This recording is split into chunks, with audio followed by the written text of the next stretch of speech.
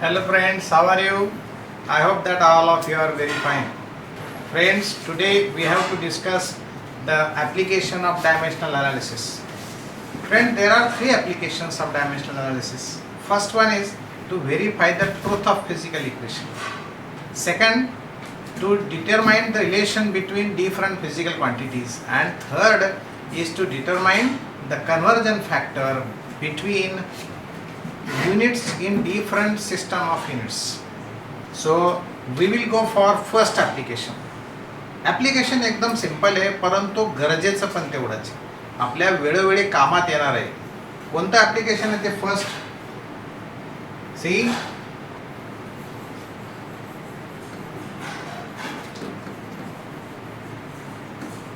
applications of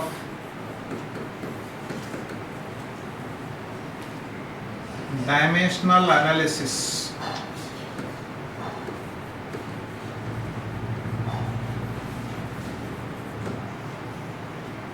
first application देखेंगे हम.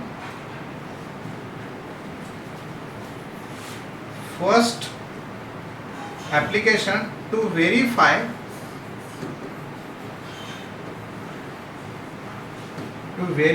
the truth of physical equation. To verify the truth of physical equation or to check the correctness of physical equation, either or. So here to verify the truth of physical equation,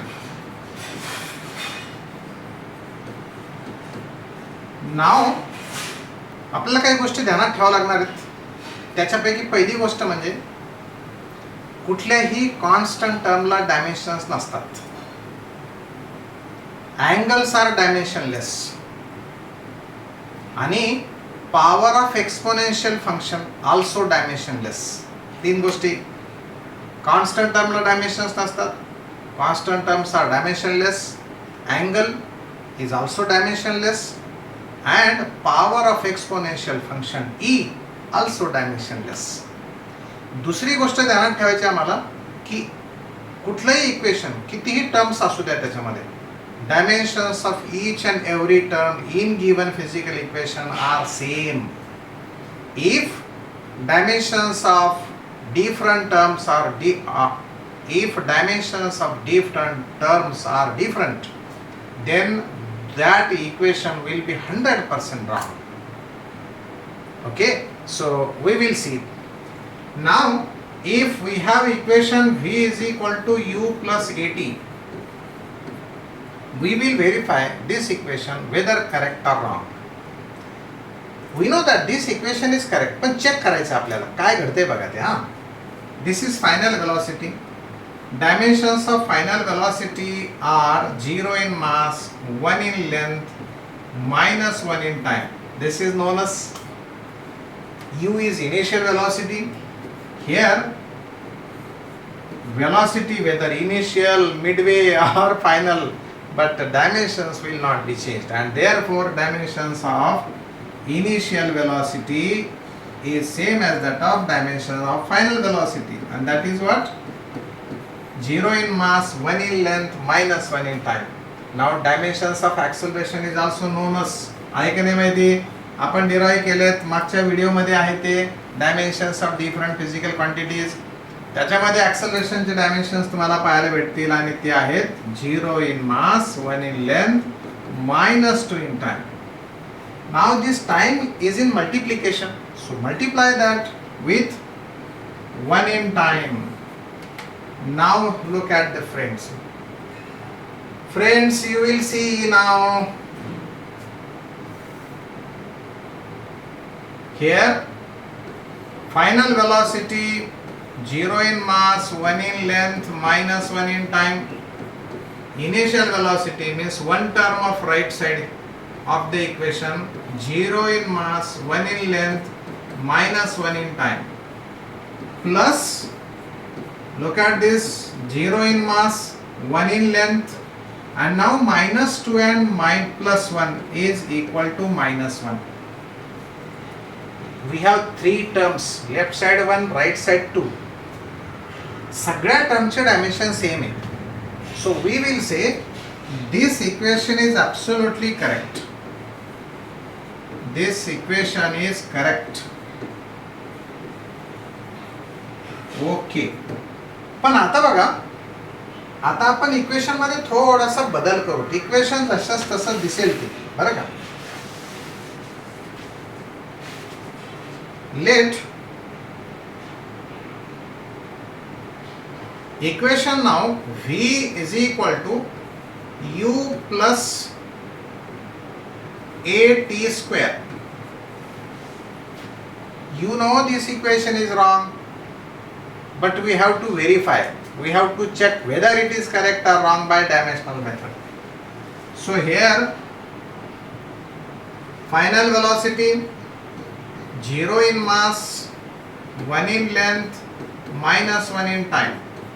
Initial velocity 0 in mass, 1 in length, minus 1 in time, plus acceleration 0 in mass, 1 in length, minus 2 in time, acceleration, and there is a square of time.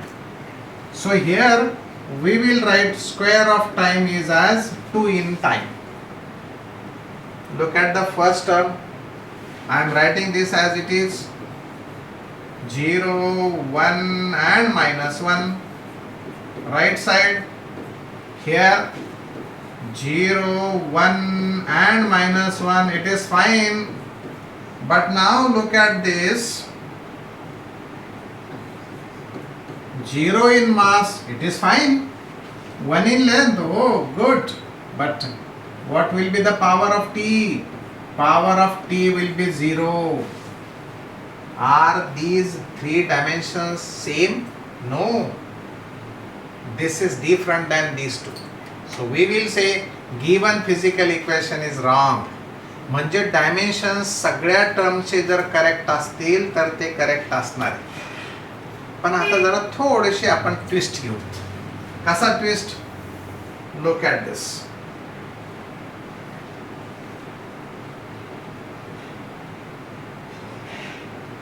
If v is equal to 2u plus half of at, I have taken constant in addition to the earlier terms. बस बाकी कुछ नहीं किया. तो अब जरा देखिएगा. अब ये मेरा dimensions of left side 0 in mass, 1 in length, minus 1 in time. 2 is dimensionless. Here dimensions of u same as that of v. Half, it is also again constant. Therefore dimensions of acceleration 0 in mass, 1 in length, minus 2 in time, and here 1 in time. चला multiplication करूयात एकदा त्यात शेवटच्या term साठी आणि repeat equation लिहूयात. This is what. Okay. अब ये 0 in mass, 1 in length, minus 1 in time, plus काय होते बघा इथे 0 in mass, 1 in length, minus 1 in time. दोस्तों dimensions of all terms are same. पण काय इक्वेशन करेक्ट आहे का? Oh it is not correct. मग घडणार काय? म्हणजे काय म्हणायचं काय आता आपण? इक्वेशन चुकीचं आहे हे माहिती आहे आपल्याला, पण डायमेन्शनली करेक्ट येते. मग आपला कॉमेंट जरा डिफरंट असला पाहिजे. काय? If given equation is dimensionally incorrect then it is absolutely wrong. Means equation is wrong. But if if equation is dimensionally correct, then it may or may not be correct. बरोबर आहे का? काय statement ध्यानात ठेवत आपण. if given equation is dimensionally wrong,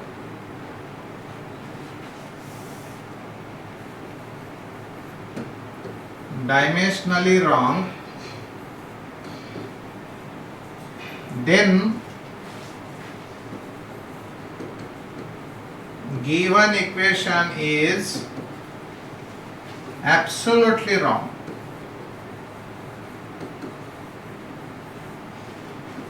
Absolutely wrong. Okay, त्यात काही शंका नाही. एकदा का डायमेन्शनली रॉंग येणार मग चर्चा करायची गरज नाही. It is absolutely wrong. But if given equation is dimensionally correct,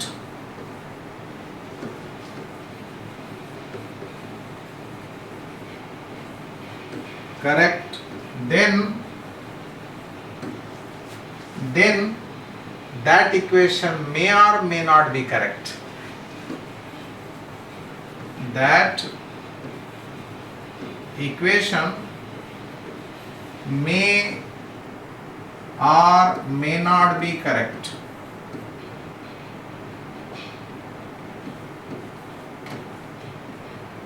May not be correct.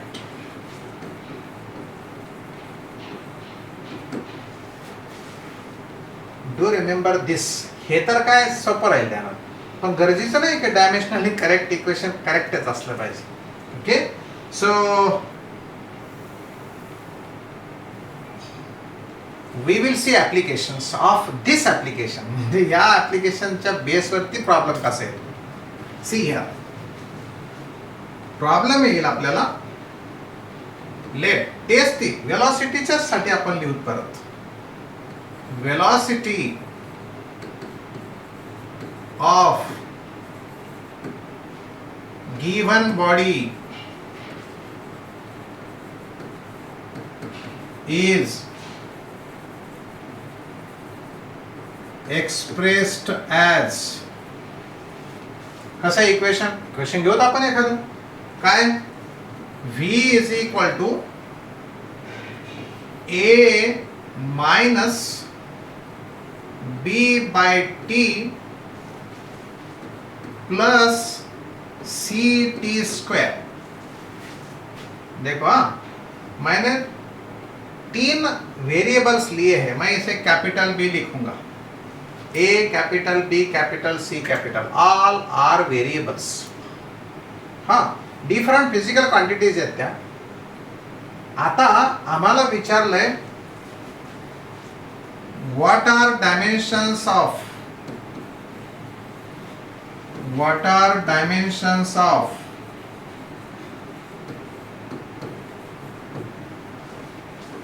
A, B and C. पहिलं ऍप्लिकेशन डोक्यात फिक्स ठेवायचं. जर ही इक्वेशन बरोबर आहे, कारण त्यानं सांगितलंय आहे म्हणजे इक्वेशन करेक्ट आहे, याचा अर्थ प्रत्येक टर्मचे डायमेन्शन सेम असले पाहिजे. मग लेफ्ट साइड तर ओके वेलॉसिटी आहे, पण ही एक टर्म आणि ही तिसरी टर्म, तिन्ही टर्मचे डायमेन्शन सेम असणार की नाही, कारण की आपण ठरवलेलं आहे, ध्यानात ठेवायचं ते. मग आता हे ए जर कधी एक टर्म आहे तर त्याचे डायमेन्शन कोणासारखे असले पाहिजे, वेलॉसिटीचे डायमेन्शन सारखे. सो पहिला आन्सर आमचा सुरू झालाय. Dimensions of A is equal to dimensions of V and this is equal to 1 in length minus 1 in time. जमेल की नाही, सोपं वाटतंय की नाही, पण ते त्यावेळेस करायचं असतं आणि ते स्पीड न करायचं असतं, तेव्हा आपण जगाच्या पुढे जाणार आहोत. बीचे डायमेन्शन्स म्हणजे या दुसऱ्या टर्मचे डायमेन्शन्स वेलॉसिटी सारखेच असले पाहिजे. काय, B by T, dimensions of B, dimensions of t, this is equal to dimensions of v. म्हणजे याचा अर्थ डायमेन्शन्स ऑफ b काय येणार आहे, b येणार आहे v चे डायमेन्शन्स आणि t चे डायमेन्शन्स यांचा मल्टिप्लिकेशन. मग आता वेलोसिटीचे डायमेन्शन्स माहितीये, टाइमचे डायमेन्शन्स माहितीये, सोपं काम झालं ना एकदम. This is how now dimensions of velocity 1 in length, dimensions of this v 1 in length minus 1 in time, and dimensions of time is 1 in time. This will cancel each other, and here you will get dimensions of B is only 1 in length. याचा अर्थ ती length आहे. आता तिसरं कोणतं आहे? तिसरं आहे सी चे डायमेन्शन. याचा अर्थ व्ही आणि सी टी स्क्वेअरचे डायमेन्शन सेम. बरोबर आहे का नाही? So here dimensions of ct square is equal to dimensions of v. चलो, तो फिर ये डायमेंशंस ऑफ c क्या होने वाले हैं? Dimensions of v divided by dimensions of t square. होईल का नाही असं? सोपं काम झालं ना. चला आपण त्याला जागा करू, जरा वरती घेऊन जाऊ. v चे डायमेन्शन्स माहिती आहेत, t चे डायमेन्शन्स माहिती आहेत. So dimensions of c, dimensions of v are 1 in length minus 1 in time and divided by this 2 in time. Chalo, take this to numerator and here you will get 1 in length minus 1 in time आणि हे खालचे वरती येऊन power म्हणजे index त्याचा negative होईल. तो क्या होगा दोस्तों?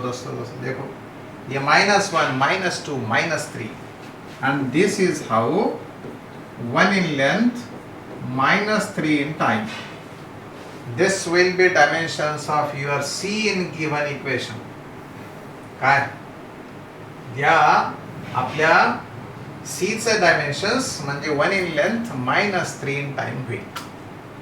अशी कितीही इक्वेशन्स आपल्याला प्रॅक्टिस म्हणून करता येतात. वेळेवरती ते आठवायचे असते, वेळेवरती कॅल्क्युलेशन पटपट करायचे असतं. बरं, so you will remember that. आता आणखी दुसरं एखादं जर कधी करायचं असेल तर चला बघूत आपण. Here I have let displacement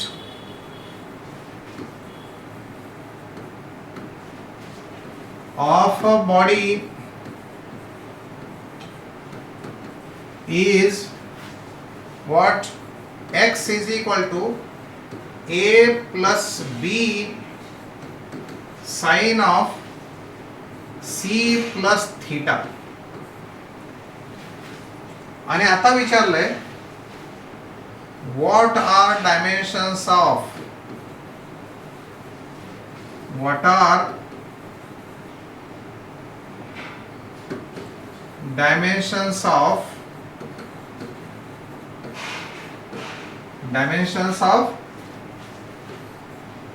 a by b. कुछ भी पूछा जा सकता है, a by b पूछा जा सकता है, a into b भी पूछा जा सकता है. ऐसा थोड़ी है को कि यही ऐसा ही पूछा जाता. ना ऍप्लिकेशन को कोई लिमिट नाही होती. तुम्हाला ते हा प्रॉब्लेम कसा दिलाय, कसा करतो त्याची थीम समजून घ्यायची असते. प्रत्येक वेळी वेगळा प्रॉब्लेम हा वेगळा असतो. म्हणून आपण अनसीन प्रॉब्लेम केले पाहिजे. पुस्तकातले प्रॉब्लेम्स तुम्ही विचार करायचा असतो. आम्ही इथं घेताना शक्यतो त्याच्यातले घेऊ नये, परंतु काही पुस्तकातले पण घ्यावं लागत असतात आणि काही असे नवीन प्रॉब्लेम्स हे तुमच्या समोर आणले पाहिजेत. म्हणून मित्रांनो काळजी घ्या आणि नवीन प्रॉब्लेमची प्रॅक्टिस चालू ठेवा. So here what are dimensions of A and B, what are dimensions of A by B.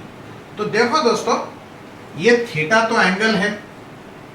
What is that? ये तो एंगल है और एंगल को डायमेंशंस होते नहीं. एंगल में जो चीज ऐड होने जा रही है वो भी एंगल होना चाहिए, नहीं तो एडिशन तो होती नहीं ना. इसका मतलब साइन के आगे जो कुछ हम लिखते वो एंगल कहा जाता. म्हणजे याचा अर्थ असा आहे की या ब्रॅकेट मधल्या जी गोष्ट आहे त्याला डायमेन्शन्स नाही. म्हणजे साइन ऑफ अँगलला डायमेन्शन्स नसतात. तुम्हाला माहिती आहे साइन, कॉस, टॅन ह्या ratio of same physical quantities आहेत. साईडचा रेशिओ आहे ना, मग डायमेन्शन्स कुठून येतील? मग प्रश्न आहे आता इथं फक्त बीच राहिलं डायमेन्शन साठी. सो डायमेन्शन्स ऑफ एक्स म्हणजे displacement is what 1 in length. मग इथे काय येणार आहे dimensions of A plus dimensions of B. अरे मित्रांनो या जर कधी इक्वेशन मधल्या टर्म्स आहेत तर यांचे डायमेन्शन्स प्रत्येकाचे डायमेन्शन्स याच्यासारखेच असणार आहे की नाही. आणि तसे जर असतील तर रेशो तर तो रेशो येणार dimensionless. Therefore dimensions of A by B is equal to 0 in mass, 0 in length and 0 in time. बस आयडेंटिफाय करायचं आहे. ते ऑब्जेक्ट एक्झाम मध्ये एवढं लिहायचं थोडं असतं. जेवढं लिहिलं तेवढं फक्त विचार करायचा असतो आणि फक्त 10 सेकंदात हा प्रॉब्लेम आला पाहिजे. किती वाचण्याचा उशीर. Soon after reading you should give your answer quickly. तो ही फिर हम लोग दुनिया से आगे जाते. खाली हम ऐसा सोचते नहीं, सारी दुनिया ऐसा सोचती है, पर जो सोचता और जो एक्ट करता, जिसकी एक्शन होती है इस बारे में, वही आगे जाता है. खाली सोचने से कुछ नहीं होता. नहीं तो हर एक को इस दुनिया के हर एक को प्राइम मिनिस्टर बनना है, पर एक्शन है कि वैसी बचपन से एक्शन होनी चाहिए. वैसे वो समाज में जाना चाहिए. वैसे इधर अगर हमें कुछ और अच्छा जगह जाना है, अगला एडमिशन हमारा फाइनल होना है, तो एक्शन जरूरी है. और मुझे भरोसा है कि आप लोगों ने वो एक्शन शुरू की होगी आज ही से नहीं, अपना क्लास शुरू होने से पहले से. ओके चलिए, तो ये हुआ है अपना एक सिंपल एग्जांपल. अब देखेंगे दोस्तों we will go for next application of dimensional analysis. Second application कौन सा है बाबा? वो एप्लीकेशन है to find the relation between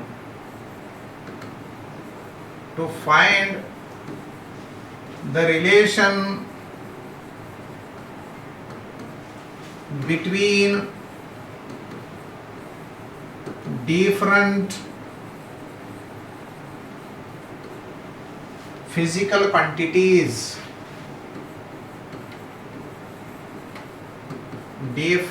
physical quantities.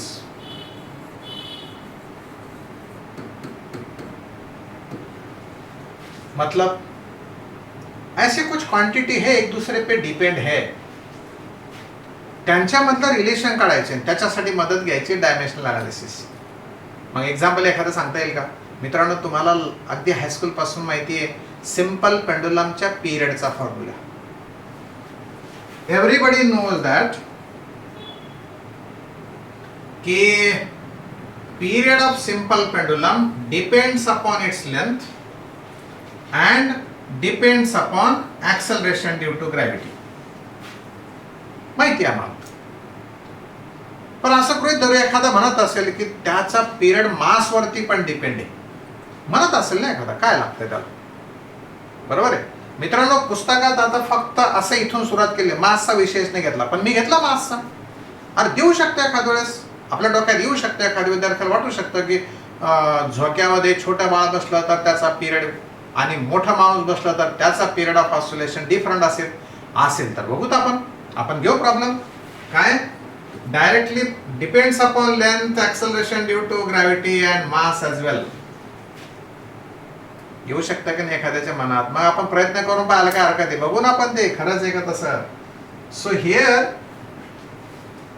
देखेंगे अब ये कि period directly proportional to length है, पर पावर कहाँ पता है कितना है, तो लिखेंगे हम ए पावर मान लो. एक्सेलरेशन ड्यू टू ग्रेविटी, भाई क्या पावर है, 1 है, 2 है, -3 है, क्या रूट है पता नहीं, तो लिखेंगे लेट स्मॉल बी और ये मास लेट उसका पावर सी. तुम्हाला फॉर्म्युला माहिती असेलही पण आपल्याला तयार करायचं रिलेशन बघूत आपण आता. मजेची गोष्ट आहे, बी केअरफुल. असं कधीही काहीही विचारलं जाऊ शकेल, पुस्तकातल्या पेक्षा आपण वेगळं घेतलं, खरंच मासवर डिपेंड आहे की नाही ते बघायचं. दोस्तों I will write here equation. Instead of proportionality sign, some constant is taken. So length raised to A, G raised to B and mass raised to C. असेल काहीतरी. चला बघूत आपण. Dimensions of T, 0 in mass, 0 in length and 1 in time.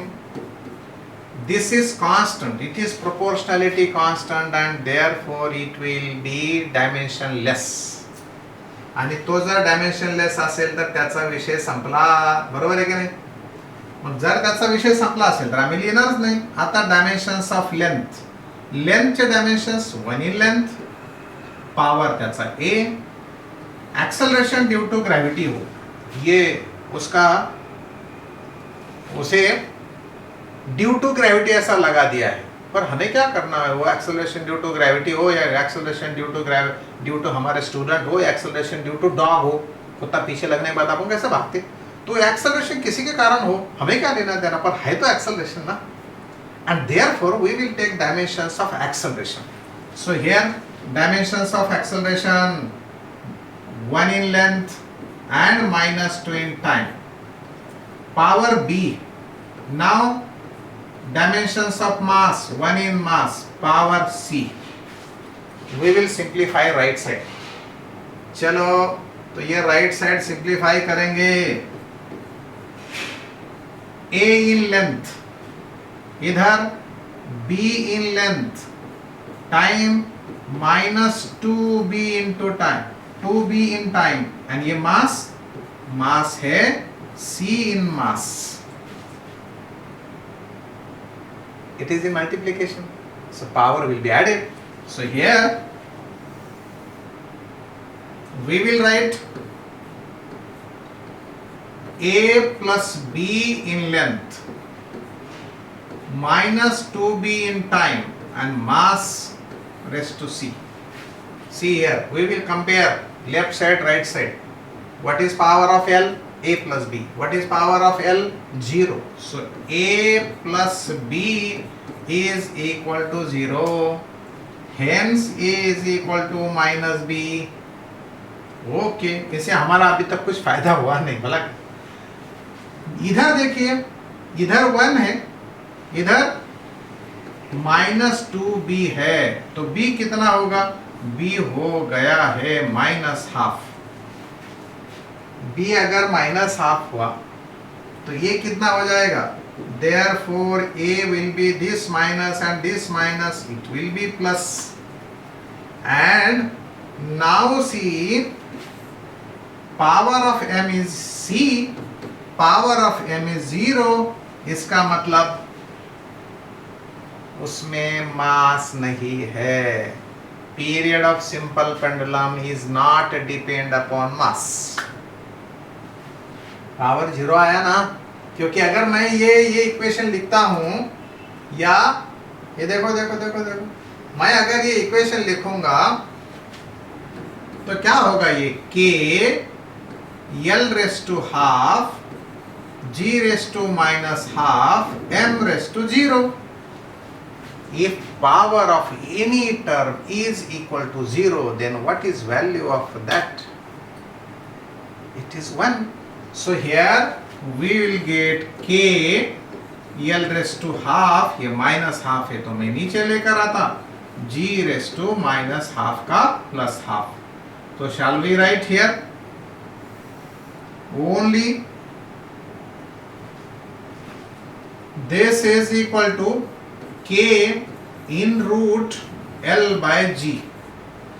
दोस्तों formula आया है T is equal to some constant into root और L by G. दोस्तों देखो K कांस्टेंट है, इस कांस्टेंट की वैल्यू डायमेंशन से नहीं आ सकती, मतलब ये लिमिटेशन है उस मेथड का. Limitation of analysis, limitation of dimensional analysis is we cannot find the value of any constant by this dimensional analysis, and this constant is determined by trial and error method, and it is equal to 2 pi. And दोस्तों this formula is very familiar in this physics section.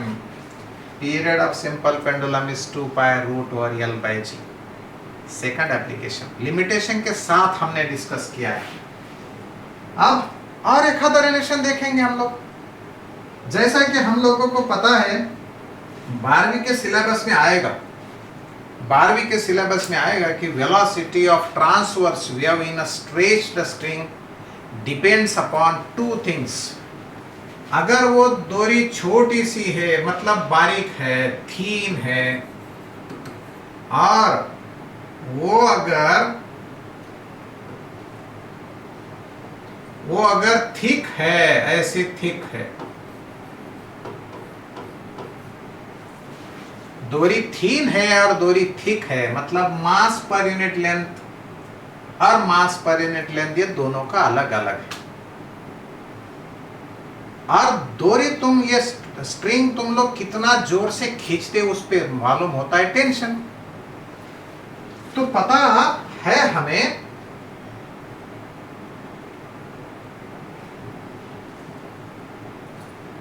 हमें velocity of wave is depend upon tension in the string and mass per unit length। पर क्या इससे ये समझ में आता क्या कि ये डायरेक्टली प्रोपोर्शनल है या इनवर्सली प्रोपोर्शनल है? क्या इससे ये पता चलता कि पावर 2 है या हाफ है या 1 है? No. So we will go by dimensional analysis and we'll find out the relation between these two। So here look at this। ये मास पर यूनिट लेंथ टर्म है, ये small m is not a mass per unit length. Look at this now. ये velocity लिखेंगे हम कुछ constant लेकर, proportionality sign हटा दिया, इक्वेशन लिखने के लिए कांस्टेंट लेकर आए, t है उसका कुछ पावर है, मास पर यूनिट लेंथ है उसका कुछ पावर है, वो पावर ढूंढना है और फिर इक्वेशन लिखना है। सो here dimensions of E 1 in length, या मास के टर्म्स में भी हम लिखेंगे 0 इन मास, 1 in length and -1 in time. K is dimensionless, so we'll forget it, it is constant। Now tension is force and therefore dimensions of force are 1 in mass, 1 in length, -2 in time। पर power उसका A है।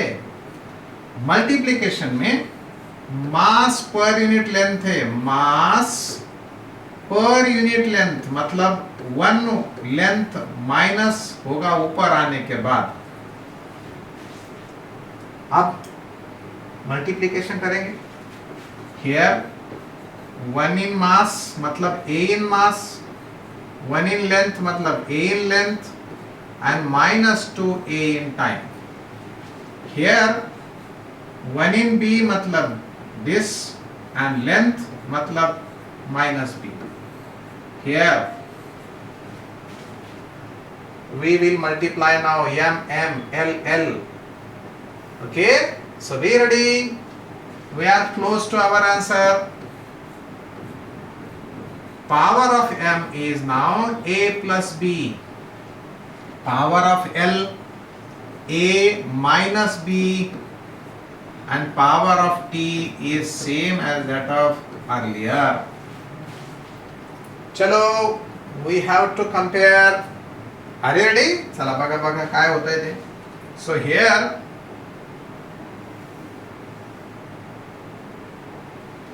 power of M 0, power of M A plus B, so A plus B is equal to 0, it means A is equal to -B। पर मिला कुछ नहीं, अभी number कहाँ मिला है, तो उनके बीच में रिलेशन मिला है। इसका मतलब ऐसा है कि एक न्यूमरेटर पे है तो दूसरा डिनोमिनेटर में है, ये बात पक्की होगी। माइनस है, A minus B is equal to 1 है ना, it is equal to 1। A minus B is equal to 1। Now we will put value of A, let A is -B, this -B, and now it is 1। So here -2B is equal to 1, therefore B will be -half है ना। अब देखिए देखते रह जाएंगे। चलो next and last, -2A is equal to -1 and therefore A is equal to minus होईल ना plus, and therefore A is equal to half, B is equal to -half। नाहीतर इकडे जायची पण गरज नव्हती, आपल्याला इथेच मिळालं असतं। बी जर मायनस हाफ आहे तर ए मायनस मायनस प्लस हाफ तो मिल का इधर. मग आता आम्हाला त्या व्हेलॉसिटीच्या रिलेशन मध्ये फक्त लिहायचंय पॉवर्स. कुठे आहे ते? हे इथे आहे आपलं equation. So here K as it is, tension raise to half and mass per unit length raised to minus half. तो चलो वेलोसिटी का फॉर्मूला अपने रहा देख रहा है. Velocity is equal to constant के पॉवर हाफ मायनस हाफ. मी जर याला एक स्टेप वाढवायचंच असेल तर असं लिहील, दोन्हीचे पॉवर हाफ हाफ आहे म्हणजे स्क्वेअर रूट आहे. And therefore look at this, V is equal to K in bracket, sorry K into root over T by M. Practical method से डिटरमाइन किया गया कि K की वैल्यू 1 है और 12वीं में आप लोग ये फॉर्मूला यूज करेंगे वेव मोशन और वेव सेक्शन चैप्टर में. Velocity of wave is equal to root of T by M. दोस्तों इसके बाद हम देखेंगे इस डायमेंशनल एनालिसिस का तीसरा application. So it will be very easy. Pay now your concentration. Okay, तो you will learn third application है to obtain the conversion factor in different system of units. We have SI system and CGS system. There are at least 2-3 quantities that you know which have one unit in SI and other unit in CGS system. You know that unit of force in SI unit is Newton, while in CGS system dyne. SI unit of energy SI unit of energy joule, while its unit in CGS system is Hertz. So you know the relation between them. But this dimensional analysis also helps us to find the conversion factor between them. मतलब to obtain the conversion factor between the unit in two different systems. तो हमें पता है कि अगर एखादी quantity हम major करते हैं तो कौन से भी यूनिट में आप लोग जाइए, कौन से भी सिस्टम में जाइए, क्या ये क्वांटिटी अलग होती है? नो, वो क्वांटिटी अलग नहीं होती. मानो मैंने SI सिस्टम में मेजर किया 1 लीटर पानी, CGS सिस्टम में मेजर किया, तो क्या वो 1 लीटर का 10 लीटर हो जाएगा, आधा लीटर हो जाएगा ना? उसका यूनिट बदल जाएगा, मतलब वो क्वांटिटी नहीं बदलती. And therefore we say that unit into magnitude, मतलब 5 किलोग्राम है. 5 ये क्या है? मेरा N1 है. यूनिट किलोग्राम है, तो तुम लोग 5000 ग्राम्स भी बोलते ना. 5 किलोग्राम्स ये N है, ये यूनिट है. आप लोग 5000 ग्राम्स भी तो बोल सकते हैं ना दोस्तों. अब 5000 मतलब N हुआ, ग्राम मतलब यूनिट हुआ, क्वांटिटी थोड़ी बदली, दोनों भी तो सेम है. And that is why we will say here N2 और ये U2. N1 U1 is equal to N2 U2. Therefore, we will find out, let 1 Newton is equal to how many dynes. ये हमारा काम है. ये N2 हमारा conversion factor है. 1 Newton is equal to how many dynes. So we will obtain the relation between them. So here Newton, इसका मतलब है डायमेंशन देखिएगा, 1 in mass that you know very well, 1 in mass, 1 in length and -2 in time. Conversion factor, let N now. Why should I write N2? N1 रहता तो N2 का महत्व है, नहीं तो N काफी है ना. So N अभी डायमेंशनल एनालिसिस में SI unit and CGS unit में कोई फर्क नहीं होता. तो यहाँ पे चाहे तो मैं ऐसा बोल सकता हूँ अपने अंडरस्टैंडिंग के लिए SI, इधर 1 in mass, 1 in length and -2 in time. इधर ये कौन से इसमें CGS में. तो फिर अब ये हम लोगों को पता है कि इसका मतलब है किलोग्राम, और ये मास ये होता किलोग्राम, ये होता मीटर, ये मैं मल्टीप्लिकेशन में लिखूंगा, ये सेकंड रेस टू -2, ये n एज इट इज. इधर देखो m की बात क्या है रे बाबा, ये तो ग्राम्स है ना, ये सेंटीमीटर्स है, और ये सेकंड रेस टू -2 है. दोस्तों second raise to -2, second raise to -2 cancel out.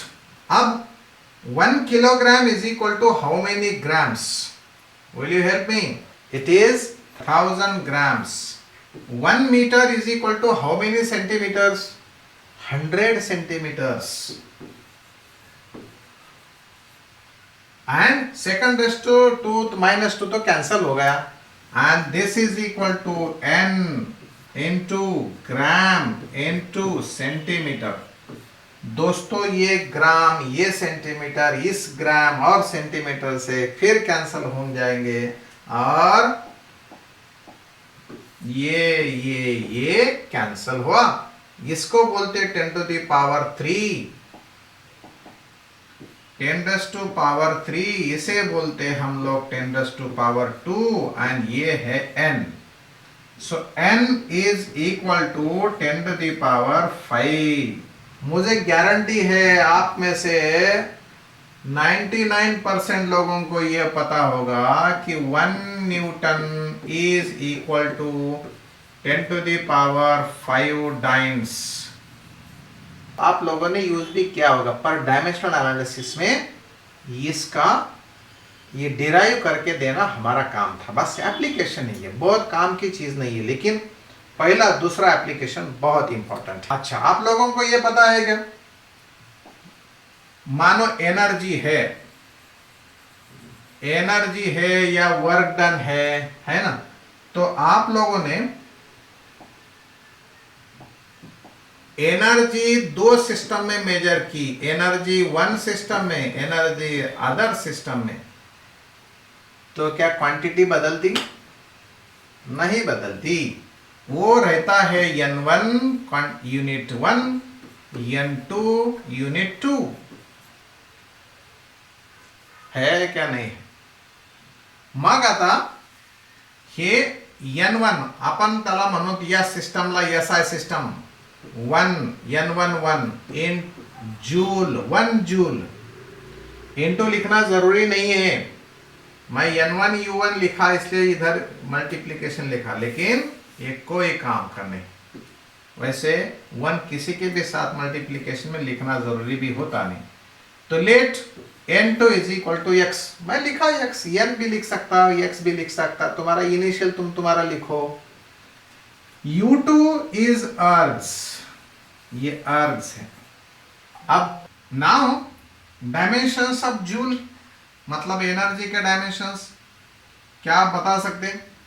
हाँ, ये देखो 1 in mass, 2 in length and -2 in time. अब ये SI सिस्टम में हो या CGS सिस्टम में हो, डायमेंशंस तो एक ही होते हैं. So here x, this is what, 1 in mass,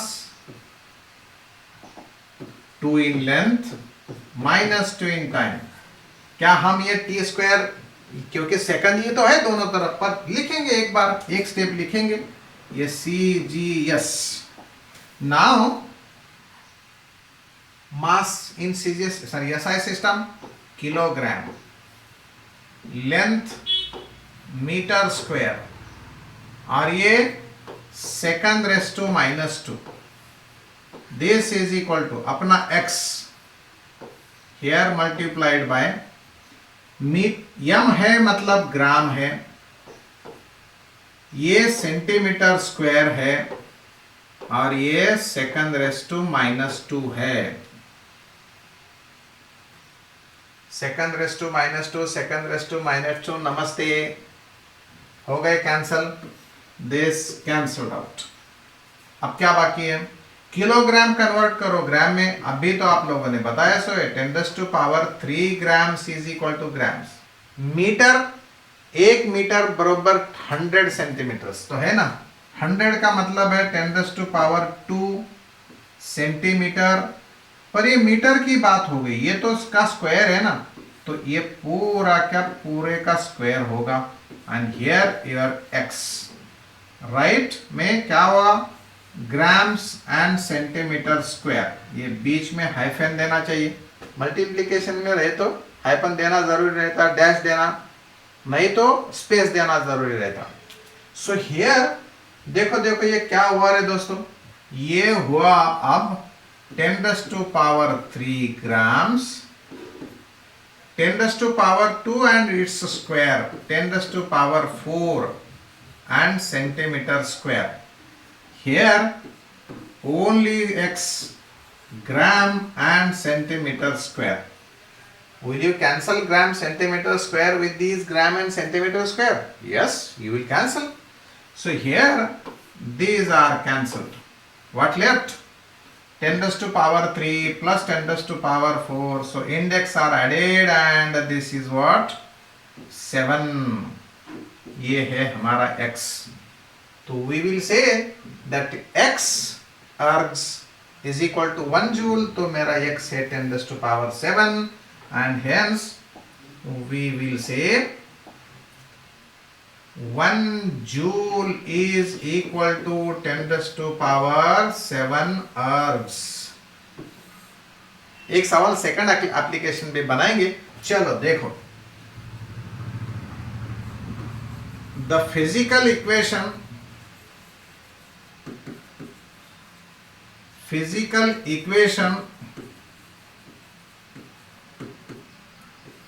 of A momentum या फोर्स, चलो फोर्स देता, of force is F is equal to A B minus V by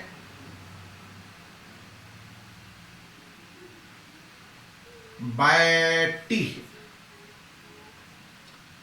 where V is velocity, T is time,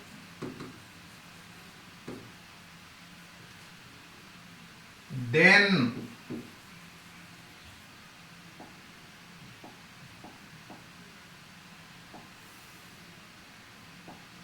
find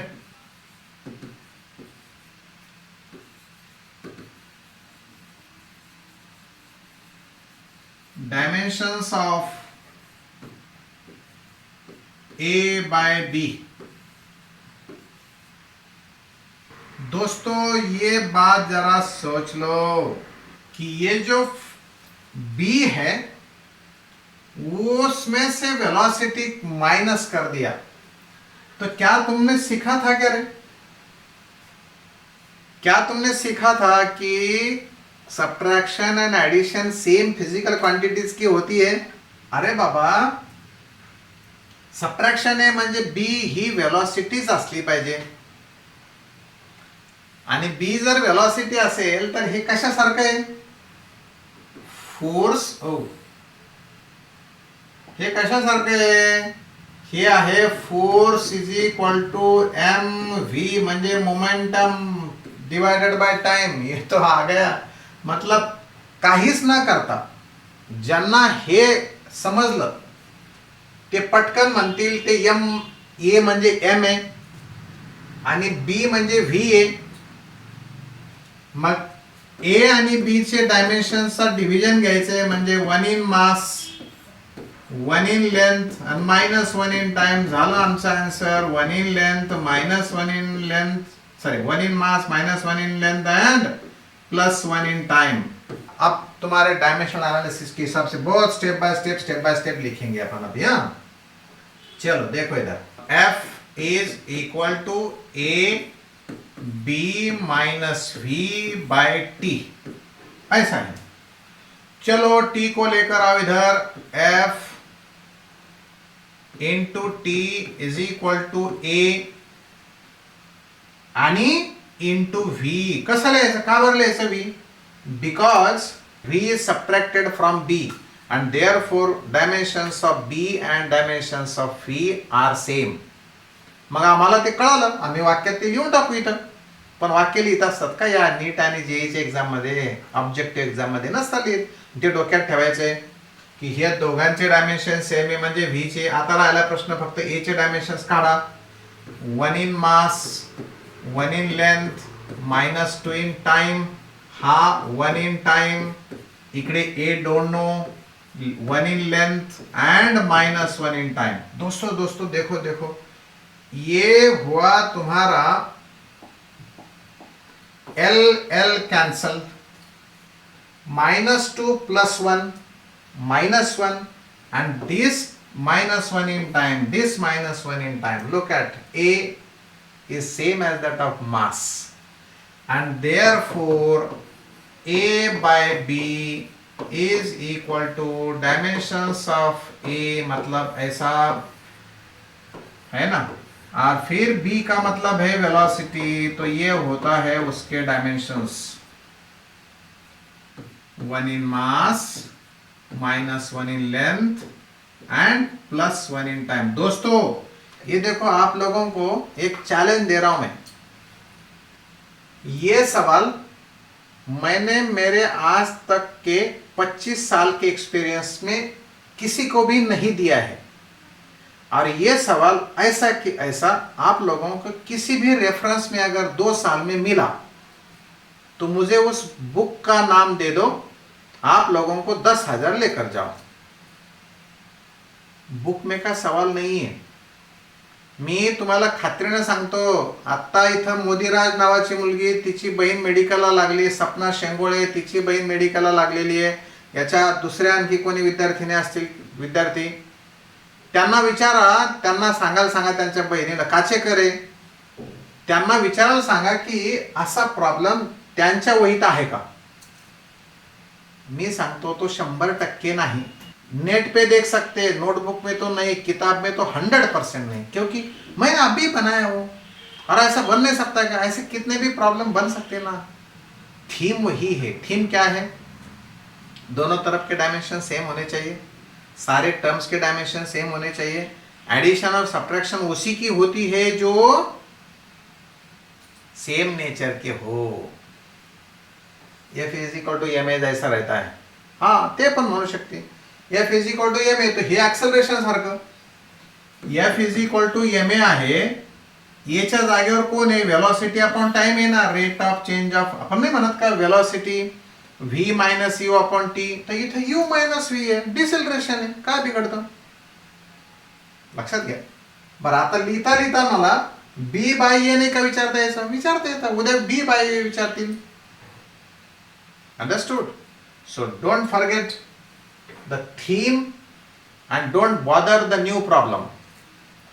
मेरा मकसद, मेरा M वही रहेगा जो final exam में आपको फील नहीं, डर की फील नहीं आना. दोस्तों आज के तारीख में ये बस हुआ, इतना काफी है. और मिलेंगे हम नेक्स्ट वीडियो में. तब तक के लिए all the best. Take care of your self and your family also. Bye bye.